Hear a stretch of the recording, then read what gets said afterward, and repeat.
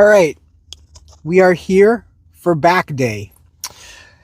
And I'm excited. Ever since I started doing those lat pull downs with the D handles, I know it looks goofy, but trust me, it feels amazing. All right? It doesn't matter how stupid you look in the gym, if it feels good and you find it effective, keep doing it. All right, so a little fat loss tip. Remember before I said, when you're trying to lose weight, find something you like and spam it? All right, summer is just around the corner. I love the summer. I know people are like, oh, got to get summer body ready. I don't care. There's no summer body ready, bulk in the winter. Nah, not for me. Summer is the perfect time for me to lose weight because fruits are in season. Certain fruits, strawberries, watermelon. Those two fruits I will spam the shit out of. And I'm talking, I will eat 1,000 calories worth of watermelon, which is pretty much like a few pounds of watermelon, like almost a whole watermelon.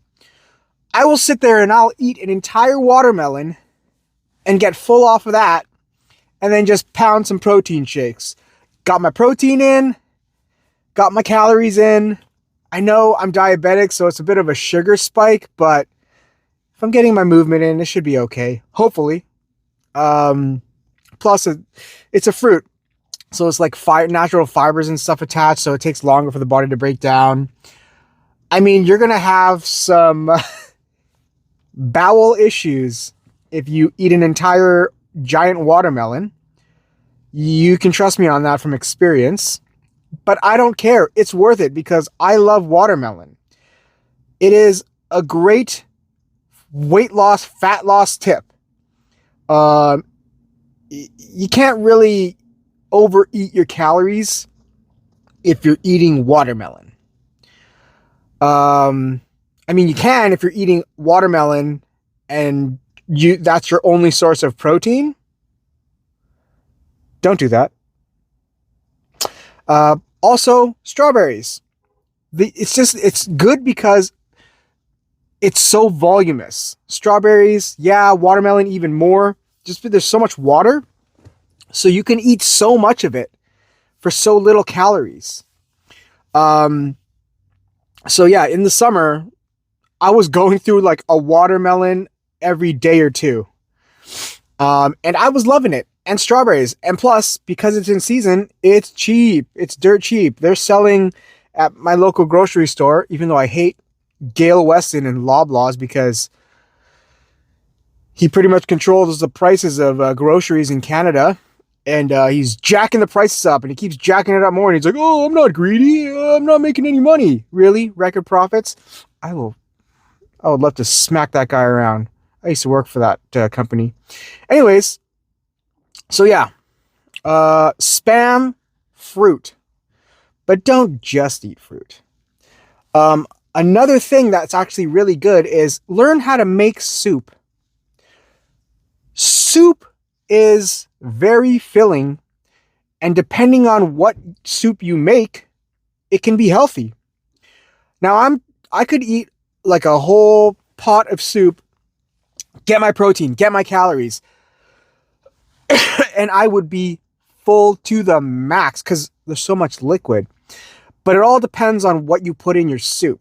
When I say, oh yeah, you can get your calories, your protein, everything, and you'll be super full from soup, I'm talking not a cream-based soup, not a milk-based soup. Soup with cheese in it. Soup with sour cream. Soup with heavy cream. Like, that's not going to be the healthiest, okay? I'm talking, my go-to soups were tomato-based soups. So it'd be like tomato, broth, onions, cabbage, chicken, with a bunch of seasoning in it. Okay? I love like sour and spicy.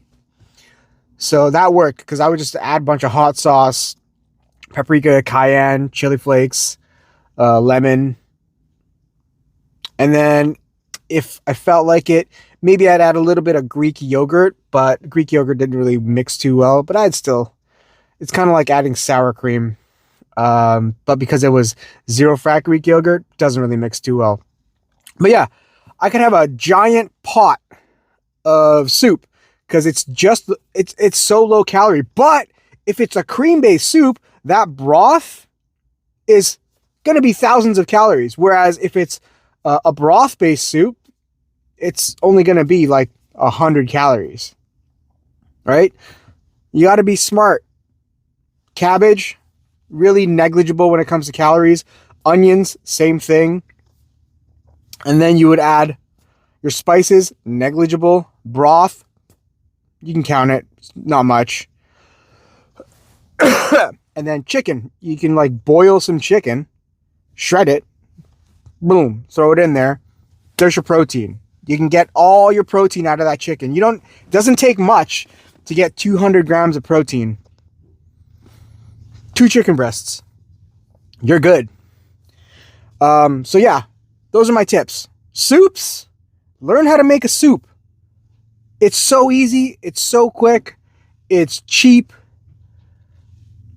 And then fruits, especially in the summer, you can get cheap fruit. I know in America it's pretty damn cheap too. All right, back there, we're gonna get in there. 7:30 in the morning. It's like 7:40, 7:45. Let's get started. Time to do some cardio. I'll see you in there. All right, going with the whole very slow time under tension, lots of time under tension, ridiculous amounts of time under tension. I'm going to be dropping the weight. Normally I go like 160, 140 on the rows. I'm dropping it down to 100 right now. I might drop it even more. I might raise it up. But for my first working set, it's going to be at 100, and it's going to be real slow and controlled. I also took a huge dump as soon as I got here. Anyways, let's get started.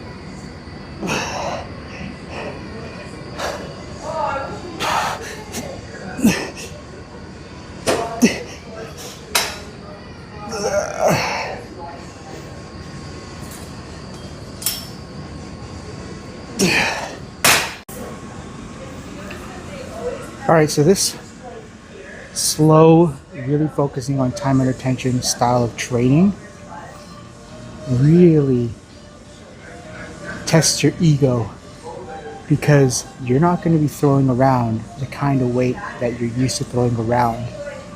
Like I said, with the rows, I would normally do like 140, 160. I'm almost doing half that weight and doing maybe 9 good reps, maybe 10. Same with this. I would normally do like 140, maybe 145. I'm doing 100 here. I might have to drop it down to like 95, 90. Let's see how this feels with the D handle, because I've actually never done this exercise with the D handles, doing it slow. But yeah, You really got to put your ego off to the side and say, hey, chill out. We're trying to make gains here.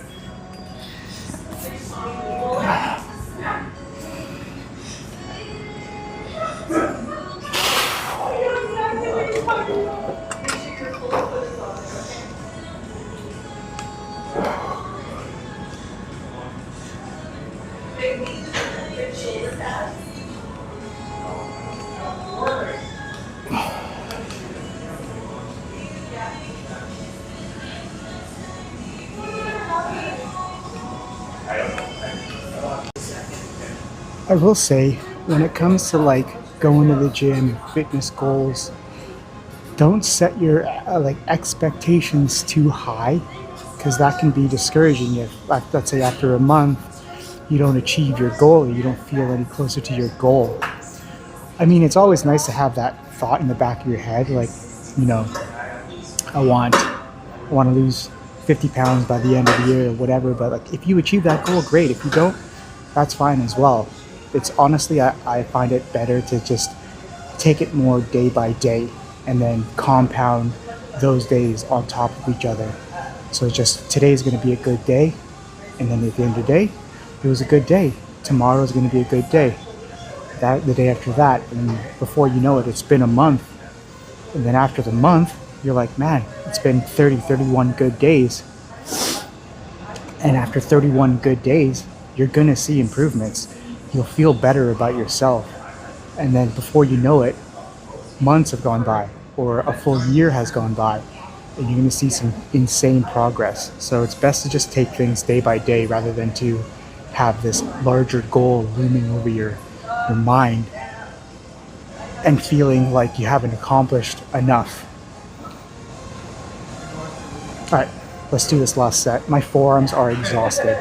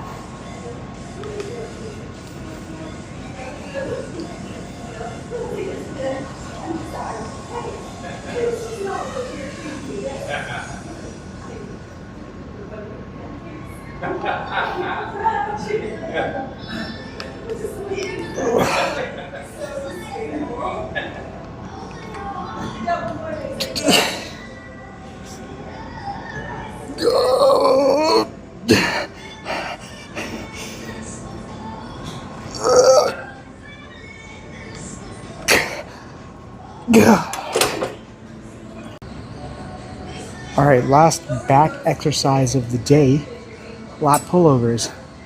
This kind of gives my forearms a little bit of a rest. So I have talked about buying wrist straps for the longest time, and yet I lack wrist straps. That's my own fault for being a dummy who's too cheap to pay for wrist straps. But yeah, slow and controlled. We'll see what kind of weight I can throw around. I tried this out for a couple reps and I was like, 42 and a half pounds. We'll see how this goes. Maybe I'll add more weight. I might drop it. Maybe I'll keep it the same. We're probably going to do about two or three sets, maybe even one, because my back is kind of on fire right now. But let's get started, shall we?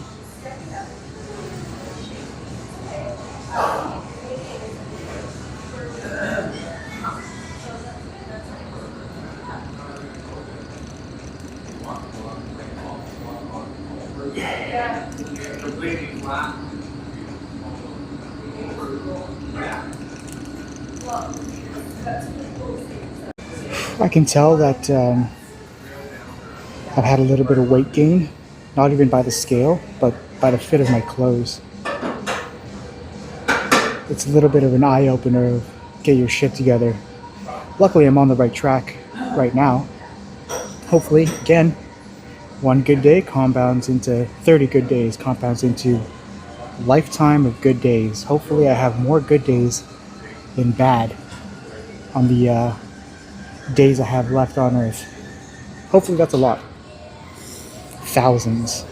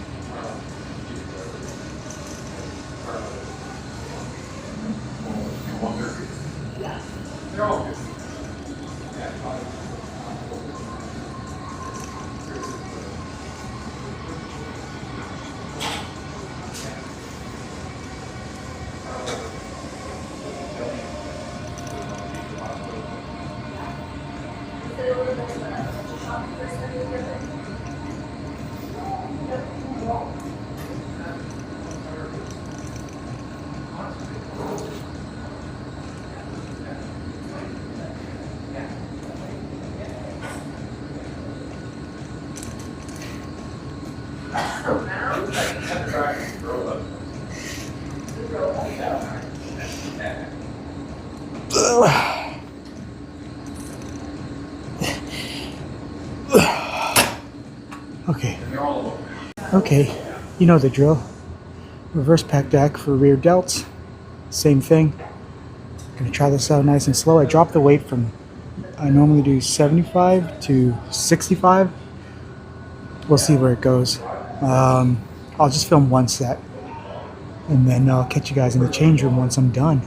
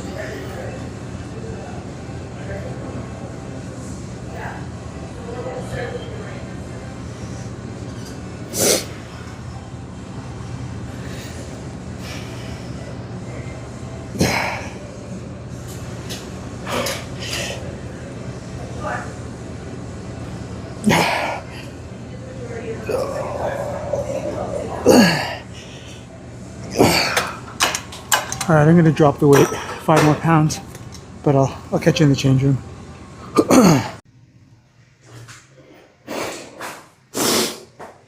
Okay, I finished at 4 sets for rear delt. Okay, so I've come to the conclusion that with this style, I thought I was gonna fart. I had to hold it in because I was gonna shit my pants. With this style of training, I think it requires less sets because of the time under tension. Your muscles get fatigued so much quicker. Not quicker, but yeah, you know what I mean. So instead of doing 7, 8, 9 reps, sets, I might end up doing 4, 5, 6 sets instead. I actually think I did too many sets for back because my back was fatigued before I even started the pullovers. Anyways, let's go check the back pump. All right, I let out a little fart and it smells terrible. Okay.